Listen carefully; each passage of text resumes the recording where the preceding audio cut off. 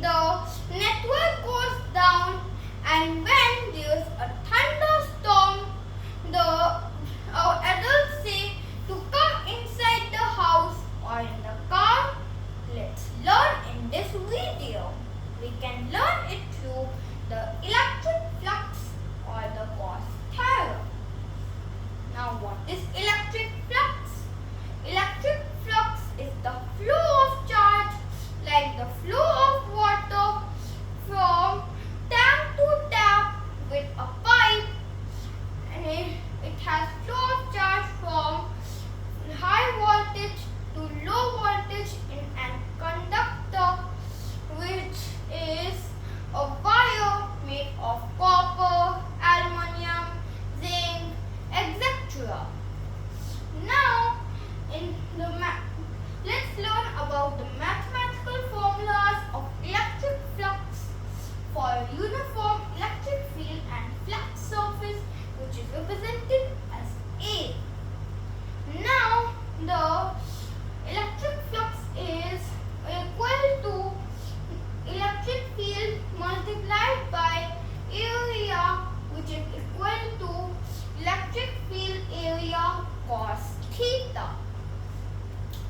Now, the phi E is represented as electric flux. The E is represented as magnitude of electric field, which is Newton per coulomb or volt by meter. A is represented as area, which is the meter square, and theta is represented as the angle between electric field and area vector. Now, in electric flux, the electric field lines, when go to perpendicular to the surface, it has maximum electric flux, but it has zero electric flux when it goes parallel to the surface.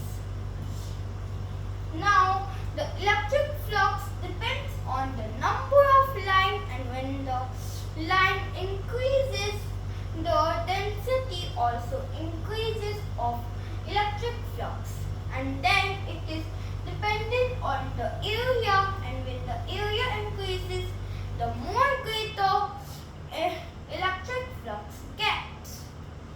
And the electric flux is represented as the scalar quantity in which the positive electric flux goes outwards and the negative electric flux goes inwards.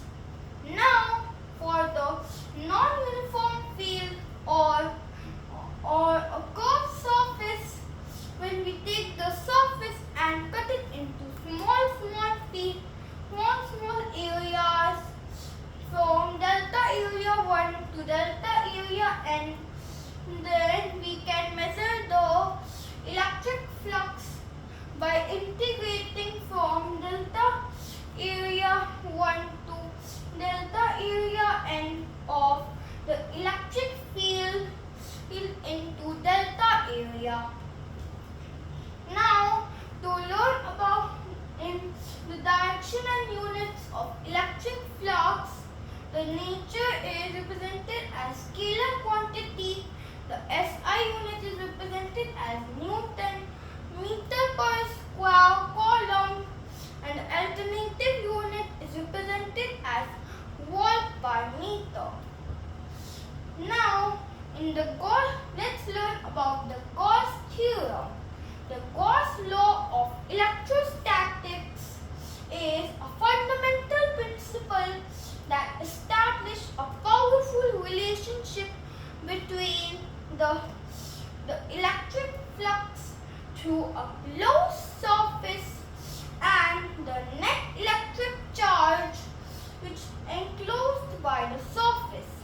It is one of the four Maxwell's equations.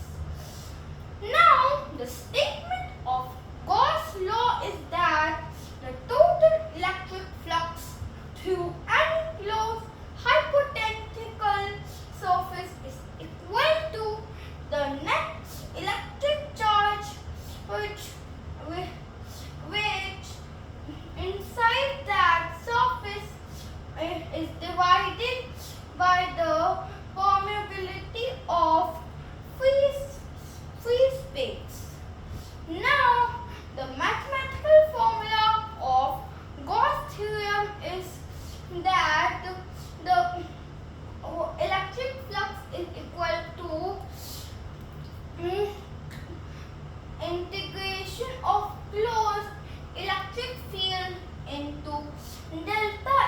area, which is equal to enclosed charge by permittivity of free space. And in that place, the integration of closed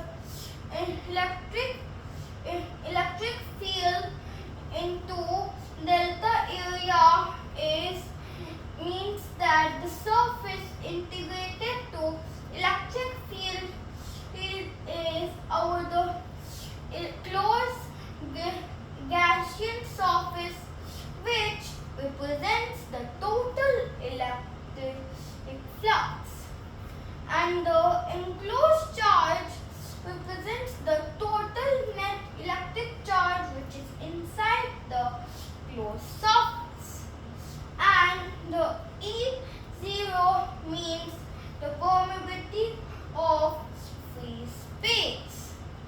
Now let's learn about its key cannolis and properties.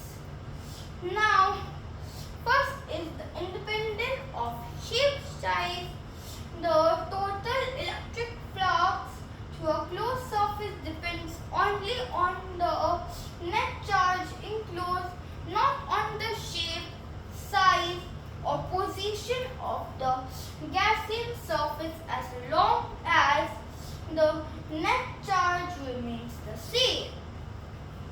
And the second is external charge do not contribute, which means any charge present outside the Gaussian surface contribute to the electric field at points and at the surface, but their net contribution to the total electric flux is zero, as the number of field line entering from their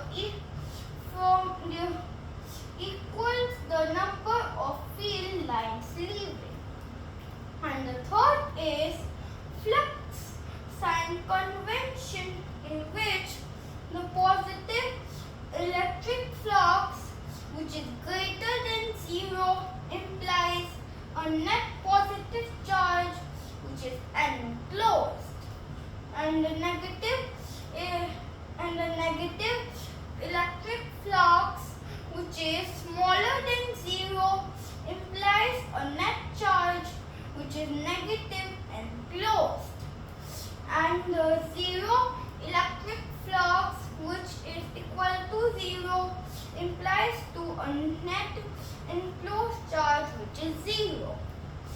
Now, in the application of Gauss law, the procedures involve choosing an imaginary Gaussian surface that matches the symmetry of the charge distribution, in which, and they are isolated point charge, in which when we take a concentric sphere, then its electric field is equal to 1 divided by 4 pi permittivity of free space charge divided by distance square. And when the infinitely long uniform charge wire, it is coaxial cylinder which is of lambda,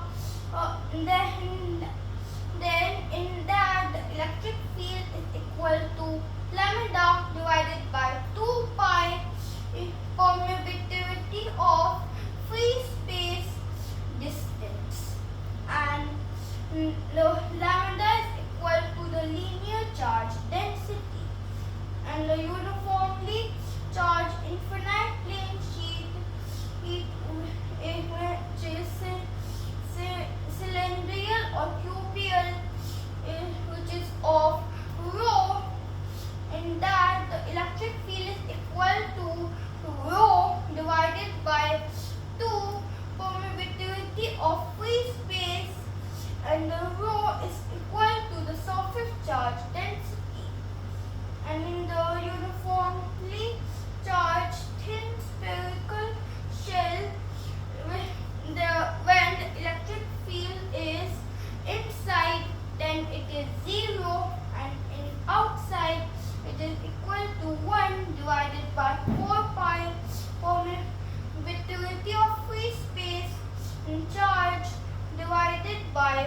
distant